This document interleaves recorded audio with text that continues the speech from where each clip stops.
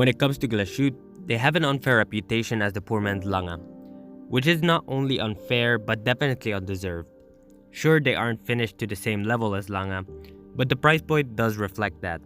Not to mention their watches are exceptionally finished at their price point, and they do have some unique watches as we see here today. What we have here today is the Glashütte Original 60s Annual Edition Fiery Orange. This watch is not limited production in terms of numbers, but it is limited to the time they will produce it, in which, as the name suggests, will be only 1 year. And the name pretty much says it all. The watch is a 60s inspired watch with a fiery orange dial, which, as we can see, is pretty much the star of the show. Now, there's no getting around it. The biggest reason you would love this watch is because of the unique fiery orange dial. The dial is more complicated than one might think. The process to create this dial involves multiple steps to achieve the texture surface and gradient color.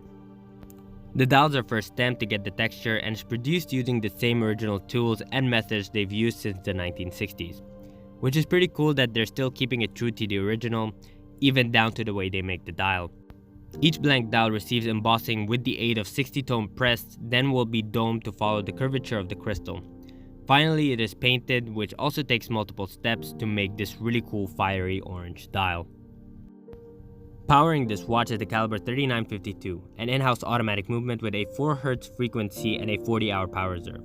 A beautifully decorated in-house caliber that is exceptionally finished by Glashütte.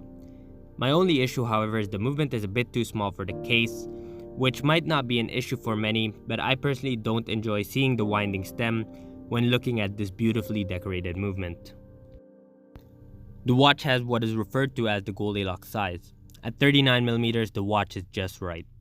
The thickness or lack of is even better. At 9.4mm thick, this could easily fit under a dress cuff, though I will say this dial won't fit in a dressier attire.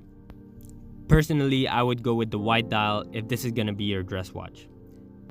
Now finally, at 20mm lug size, the watch will fit many straps, though my recommendation is to go with a simple strap as seen here today.